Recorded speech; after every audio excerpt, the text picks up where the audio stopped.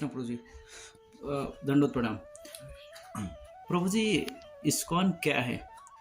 ISKCON का अर्थ है अंतर्राष्ट्रीय कृष्ण भावनामृत संघ। श्री कृष्ण भावनामृत संघ भगवान श्री कृष्ण के प्रति भावना को जागृत करने के लिए ये संस्था है। सबके हृदय में कृष्ण के प्रति भावना जागृत हो, भक्ति की भावना जागृत हो, ये प्रचार करने का एक संस्था है। ये अंतर्राष्ट्रीय स्तर का संस्था है। इसकी कल्पना श्री जीव गोस्वामी पाद ने किया, जहाँ उन्होंने रखा था नाम विश्व वैष्णव राज्य सभा। 500 साल पूर्व ही चैतन्य महाप्रभु के जो सन्यासी शिष्य हैं, षड गोस्वामी में एक गोस्वामी, उन्होंने अपने संदर्भों में इसकी उल्लेखन करते हैं कि भविष्य में ऐसे की बड़ी संस्था होगी जो विश्व भर की संस्था होगी। जो वैष्णव का अर्थ क्या है? जिसका मति जो है हमेशा कृष्ण में लगा हुआ है, उसको वैष्णव कहा गया है।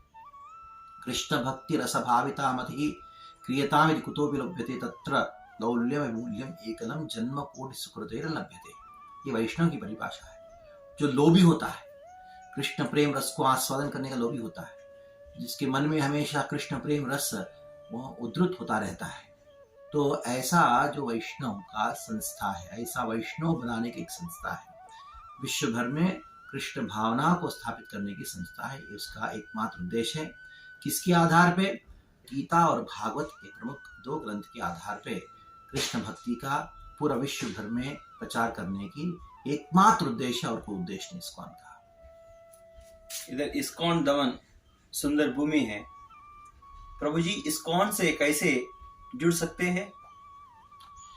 इस्कॉन से अनेकों तरीके से जुड़ सकते हैं। जैसे मैंने कहा, इस्कॉन का आधार क्या है? गीता है। तो भगवद गीता में भगवान ने कहा, मय्येव मनादस्त्वा मयि बुद्धिं निवेशय निवसस्ति मय्येव अथ ऊर्ध्वं न संशयः। उसमें कोई संशय नहीं है, इससे बढ़कर कोई चीज नहीं है। अर्जुन, मेरे मन लगाओ, 24 घंटा मेरा स्मरण करते रहो, मेरा लीला कथा में तुम्हारा मन को रमाते रहो। लेकिन सबके साथ ऐसा संभव नहीं है। तब भगवान ने कहा, अथचित्तम समाधातुं न शक्नोषि मयि स्थिरम। इस प्रकार का तुम्हारा मन मेरे में स्थिर नहीं है, तो क्या करो? अभ्यास योगेन ततो मामिच्छातुं धनंजय। जैसे ब्रह्मचारी लोग हैं, पूरा घर बार छोड़ के केवल और केवल कृष्ण भक्ति सनातन धर्म की रक्षा के लिए पूर्ण तरीके से फुल टाइम हो जाते हैं और अभ्यास योग यानी साधना भक्ति कर रहे हैं। ये भी सबके साथ संभव नहीं हो सकता है। तो कृष्ण ने कहा कि अभ्यास्योप्य समर्थोसी। अगर वो नहीं कर सकते हो, मत कर्म परमो भव। क्या करो? मेरे लिए कार्य करो। जैसे हमारे संस्था के साथ जुड़े हुए अनेकों गृहस्थ है। कोई संगीत में निपुण है, कोई मैनेजमेंट निपुण है, कोई बिजनेस में निपुण है, कोई श्रृंगार करने में निपुण है, कोई कुकिंग करने में निपुण है। अलग अलग प्रकार के जो कार्य होते हैं, अपने कार्यों को, अपनी क्षमता को, अपनी कुशलता को, कार्य कुशलता को भगवान की सेवा में लगाए।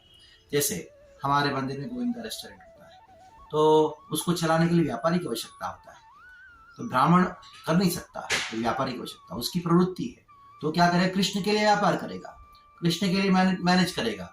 तो किसी कोई पत्रकार है, जैसे आपके जैसे, वो अपनी पत्रकार कर की प्रवृत्ति जो है, उसकी कुशलता है, वो कृष्ण की सेवा में लगाना। इसलिए अभ्यास अगर नहीं हो पाता है, अभ्यास समर्थोसी मत कर्म प्रोभा, मेरे लिए कार्य करो। तो कोई कहता मेरे लिए वो भी संभव नहीं है, तो क्या करना है? तो भगवान ने कहा, अतेतत्य असमर्थोसी कर्तृमोद्योगमाश्रितः सर्वकर्म फल त्यागा तत्पुर्यतात्मा। आप कमा रहे हो, पैसा दो। हमको बहुत धन की आवश्यकता है। धन के बिना धर्म की रक्षा नहीं हो सकती। तो आप कमाते हो व्यापार में कुछ 5%, 10%, 15%, 20%, बड़ी 1% वो मंदिर बनाने के लिए, प्रचार कार्य में धन दो। कर्म फल को भगवान को अर्पण करो, जिसके द्वारा आपका कर्म भी शुद्ध होंगे, कर्म फल भी शुद्ध होंगे, आपसे मुक्त होंगे और धर्म की रक्षा भी होगी। और धन देने वाला नहीं है तो धर्म की रक्षा कैसे हो सकती है? तो अगर ये भगवान ने हमको 4 ऑप्शन दिए। शुद्ध भक्त बन जाओ, 24 घंटा कृष्ण भक्ति में तल्लीन रहो, नहीं हो सकता तो अभ्यास करो, नहीं तो अपना कर्मों को भगवान को अर्पण करो। अगर वो नहीं होता है तो कर्म फलों को भगवान को अर्पण करो। इस तरीके से हरे कृष्ण आंदोलन जुड़ सकते हैं। लेकिन एक मूल आधार है हरे कृष्ण आंदोलन जुड़ने का, ये है हरे कृष्ण महामंत्र जप करना। जो भी हरे कृष्ण कृष्ण कृष्ण हरे हरे, हरे राम राम राम हरे हरे, ये मंत्र को जितना क्षमता के अनुसार जितना समय के जप कर सकता है, वो डायरेक्टली या इनडायरेक्टली हरे कृष्णा आंदोलन से जुड़ गया है।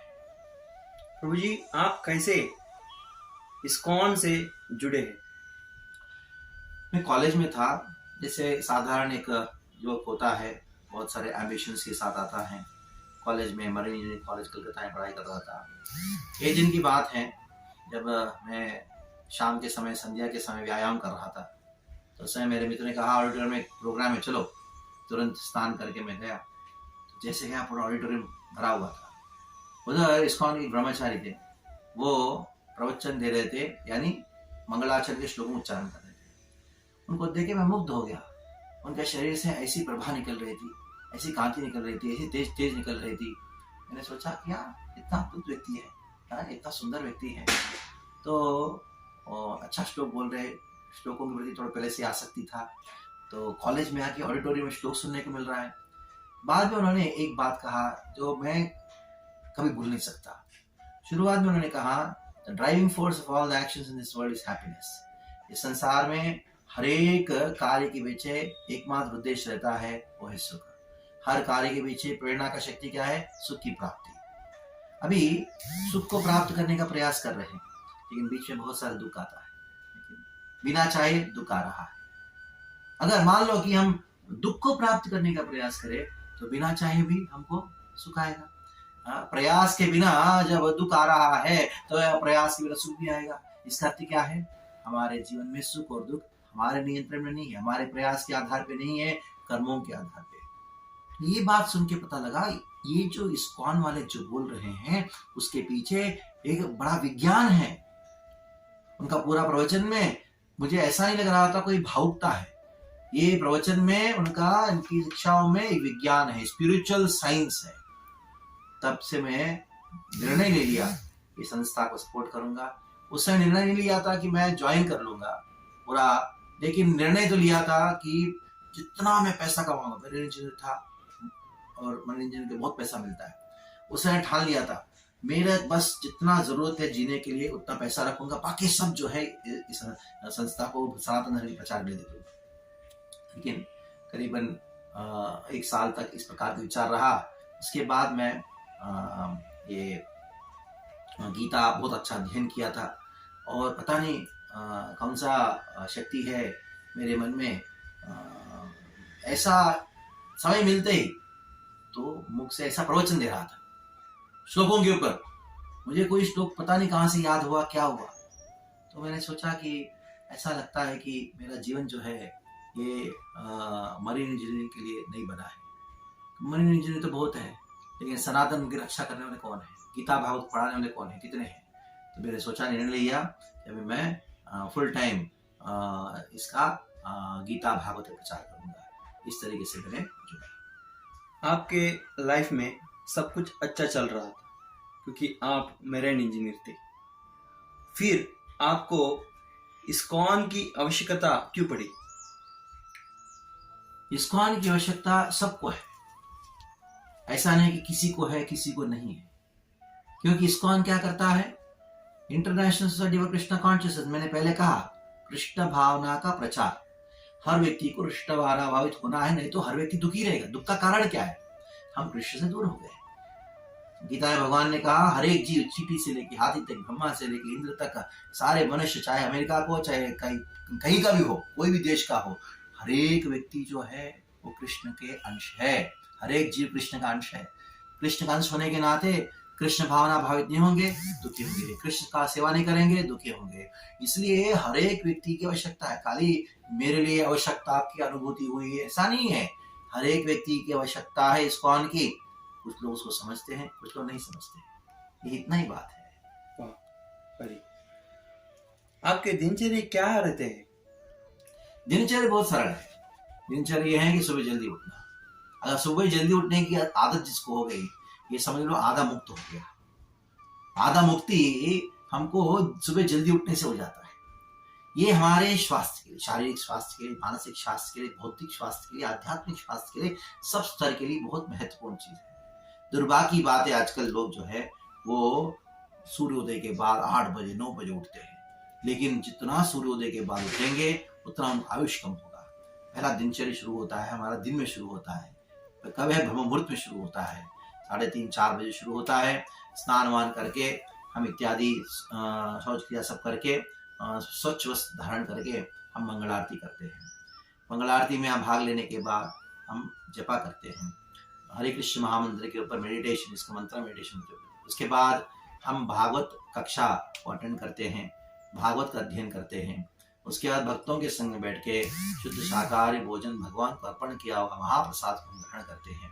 उसके बाद जो है अलग अलग प्रकार की जो सेवाएं होती हैं उन सेवाओं में भक्तों को नियुक्त करते हैं, और साथ साथ में खुद हमारा रुचि है पढ़ना और पढ़ाना और शिक्षण, और लोगों को कृष्ण की सेवा उनकी प्रवृत्ति के अनुसार लगाने की कुशलता भगवान ने दी है। उस कुशलता, उस प्रकार की जो हमारी बुद्धि है उसके अनुसार भक्तों की सेवा में लगाते हैं।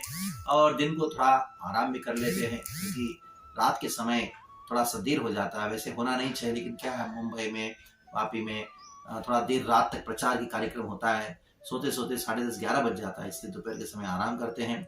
फिर स्नान इत्यादि करके फिर हम प्रचार कार्य में लग जाते हैं। लोगों से मिलना और कृष्ण के बारे में कुछ कहना, ग्रंथों का ग्रहण करना, खास करके अलग अलग स्थानों में जाके, घरों में जाके, अलग अलग हॉल में जाके, अलग अलग जगह जाके भागवत सुनाना, गीता सुनाना, ये शाम का समय की कार्य होता है। वैसे मंदिर का जो दिनचर्या है, मंदिर में पूर्ण तरीके से स्वयं मंगल आरती, दर्शन आरती, राजभोग आरती, शाम को संध्या आरती, शयन आरती इत्यादि होते हैं। और कुछ भक्त होते हैं वो मंदिर के अंदर ही पूजा का व्यवस्था संभालते हैं। तो खास करके मेरा जो सेवा है, लोगों के साथ संपर्क बना के लोगों को मंदिर में लेके आना, कृष्ण के साथ जोड़ना, और अलग अलग लोग भक्तों को अलग अलग अपनी अपनी योग्यता के अनुसार, उनकी क्षमता के अनुसार लोगों के सेवा में लगाना, उनकी समस्याओं को दूर करना, ये मेरा निजी सेवा है। प्रभु जी, लेकिन बहुत सारे लोग बोलते हैं भक्ति बुढ़ापे में करना चाहिए। इस विषय में आपका क्या मत है? भक्ति में कब जुड़ना चाहिए? तो ये प्रश्न कौन पूछ रहा है? युवा व्यक्ति पूछता है। युवा व्यक्ति कहता है बुढ़ापे में करना चाहिए। क्यों? ये बहाना ढूंढ रहा है, भक्ति नहीं करने का बहाना ढूंढ रहा है। अगर कोई वृद्ध व्यक्ति करता है ये बुढ़ापे में करना चाहिए, वो सोचता है मैं भी नौजवान हूँ। ये दोनों मोह में है। एक बहाना बनाता है, दूसरे मोह में है। वो भी सोचता है कि मुझे याद है जब मैं गीता पढ़ रहा था, मैं गांव में गया था और एक बड़ा पारिवारिक एक फेस्टिवल जैसा था, कुछ उत्सव था, किसी का विवाह ऐसा कुछ था। तो सब लोगों के मन में ये बात चला कि मेरी मौसी, सब लोगों ने चर्चा करना प्रारंभ कर दिया, ये हमारा ये जो किरण है ये पगला गया है, इसको मानसिक बीमारी हो गया है। लेकिन किसी को हिम्मत नहीं मेरे पास आके बोलने की, बात करने की। मेरी ग्रैंड मदर को बोले, ग्रैंड मदर मेरे से बहुत अच्छी फ्रैंकली बात करती थी। मैं गीता पढ़ रहा था, वो आगे बोलने लगी बंद करे सब, ये उम्र थोड़ी ना सब करने की। मैंने कहा कब करना चाहिए? ये तो 60-65 साल में करना चाहिए। तो मैंने अपनी ग्रैंड मदर से पूछा आपका उम्र कितना है? चुप होकर चली गई। चुप होकर चली गई। इसका अर्थ क्या है? जो जवान कहता है जब बुढ़ापे में करना चाहिए वो बहाना बना रहा है। वृद्ध व्यक्ति कहता है जो बुढ़ापे में करना चाहिए वो अभी अपने आप को जवान समझता है। इसका अर्थ उनको नहीं करना, दोनों को नहीं करना है भक्ति, इसकी वजह से बहाना बना रहे हैं। वास्तविकता है भक्ति जो आत्मा के संबंध में है। आत्मा ना जवान होता है ना बुढ़ा होता है, आत्मा आत्मा होता है। इसलिए जिस परिस्थिति में आप जिस समय आप भक्ति लोगे उसी समय वास्तविकता में जी रहे हो। ना बूढ़ा व्यक्ति जी रहा है, ना वृद्ध व्यक्ति जी रहा है, ना जवान जी रहा है अगर भक्ति नहीं करता है तो। अब भक्ति करता है तो बच्चा भी जी रहा है, उसका भी जीवन है, और युवावस्था में जीवन है, वृद्धावस्था में जीवन है, मरणावस्था में भी जीवन है अगर भक्ति करता है तो। भक्ति नहीं करता है तो एक जवान भी, कृष्ण भक्ति जो नहीं करता वो बच्चा भी मरा हुआ है, युवावस्था में युवा व्यक्ति भी मरा हुआ है, बुढ़ा व्यक्ति मरा हुआ है, मरा हुआ तो मरा हुआ ही। इसलिए शास्त्र में कहा गया है कि भगवत भक्ति नस्य, जिसका हृदय भक्ति नहीं है वो अप्राण से देहस्या, वो ऐसा व्यक्ति है जिसका शरीर में कोई प्राण नहीं है, मुर्दा है, चलता फिरता मुर्दा है, चाहे बुढ़ा हो या जवान हो। जो भक्ति करता है वही एकमात्र जीवित है। इस्कॉन से जुड़ने के बाद आप अपने जीवन में क्या परिवर्तन देखते हैं? मैंने एक बहुत सुंदर परिवर्तन देखा मेरे जीवन में। मैं समझ गया कि संसार में सुख नहीं है। सुख है तो केवल और केवल कृष्ण भक्ति में है। संघर्ष करना है, कृष्ण भक्ति में संघर्ष करें। कृष्ण भक्ति को प्रचार करने का ही एकमात्र जीवन का उद्देश्य मान के चला। निजी जीवन में यही परिवर्तन है, दृष्टिकोण में परिवर्तन आया। दृष्टिकोण में परिवर्तन यही है, सभी लोग जितने चाहे कोई भी प्रयास करता हो, कितना भी अमीर व्यक्ति क्यों ना हो, वो दुखी है कृष्ण भक्ति के बिना। तो हर एक दिन एक ही अनुभूति मेरा बढ़ता जा रहा है, कृष्ण भक्ति के अलावा इस संसार में किसी का कोई और कोई रास्ता नहीं, कोई चारा नहीं है। ये विश्वास बढ़ता जा रहा है। परिवर्तन की बात नहीं हो रही, ये विश्वास की बढ़ोतरी हो रही है, यही परिवर्तन है। वाह, आपका हमारे देशवासियों के लिए क्या संदेश है? भारत भूमि ते जन्म है ते जार, जन्म सार्थक करी करो परोपकार। जो भी हम कहते हैं कोई मन से मेरा संदेश नहीं होता। मेरा खुद का संदेश क्या है? भगवान का संदेश है, वही संदेश हम वापस लोगों के सामने प्रस्तुत करते हैं। श्री चैतन्य महाप्रभु का संदेश यही है, भगवान श्री कृष्ण का संदेश यही है, प्रहलाद महाराज का संदेश यही है कि आप भारत देश में जन्म लेने के बाद कृष्ण भक्ति को नहीं करना, गीता भागवत को नहीं पढ़ना, ये इससे अच्छा है कि आप आत्महत्या कर लो। उसको जीने का अधिकार ही नहीं है, क्योंकि इस देश में खास करके भारत भूमि में संतों की भूमि है। इस संतों की भूमि में जन्म लेने के बाद अगर गीता भागवत नहीं पढ़ता और भागवत गीता भागवत का अध्ययन नहीं करता, कृष्ण भक्ति नहीं करता, क्या फायदा इस जन्म का? और बड़ा जिम्मेदारी है, कोरी परोपकार। कृष्ण भक्ति भी करना है, जन्म सार्थक करना है और साथ साथ परोपकार करना है। पूरा विश्व इंतजार कर रहा है, खास करके भारतीयों इंतजार कर रहे कब ये भारतीय आएंगे, हमको गीता भागवत सिखाएंगे, हमको भक्ति का विज्ञान सिखाएंगे। भक्ति का विज्ञान का अभाव ही इस संसार में दुख का कारण है, सारी समस्याओं का कारण है। पूरा विश्व इसका इंतजार कर रहा है। ये भारतीयों का यही संदेश है कि आप अपने आप को तैयार करो, शास्त्र का ज्ञान अध्ययन करो और विश्व के हर कोने में जाओ और इस शास्त्र का ज्ञान दो। लोग इंतजार कर रहे हैं हमारा। ये हमारे श्री प्रभुपाद ने साबित किया। विश्व में जाके, अमेरिका में जाके वो तरसते हुए जीवों को कृष्ण भक्ति का, जो प्यास से तरसते हुए जीवों को कृष्ण भक्ति का प्यास बुझाया। ये भारतीयों का परम कर्तव्य है। इस्कॉन के विषय में कहा हूं, एक सनातन धर्म को विश्व भर में स्थापना करने की एक संस्था है। देश और विदेश ये एक राजनीतिक विभाग है। कृष्ण की दृष्टिकोण से पूरा विश्व एक देश है। वसुधैव कुटुंबकम, ये हमारा शास्त्र का, सनातन धर्म का विज्ञान है। देश विदेश का में बंटवारा जो है, ये सनातन धर्म का दृष्टिकोण नहीं है। तो पूरा विश्व एक कुटुंब है। इस भावना को प्रचार करने वाला ये संस्था है। इसलिए वो विदेशी नहीं है, ना स्वदेशी है, वो सर्वदेशी है। ये इस्कॉन जो है सर्वदेशी संस्था है, सर्वलोकी संस्था है, सर्वव्यापी संस्था है। इसलिए देश और विदेश के बारे में बात ही मत करो। ये इंटरनेशनली नहीं, मल्टीनेशनली नहीं, वो इंटरप्लैनेटरी है, पूरा इंटर ब्रह्मांड है, ये वैश्विक है। वाह, सारे सवालों के लिए बहुत अच्छा समाधान दिया है। आपको बहुत बहुत धन्यवाद। हरे कृष्ण। धन्यवाद प्रभु जी। हरे कृष्ण।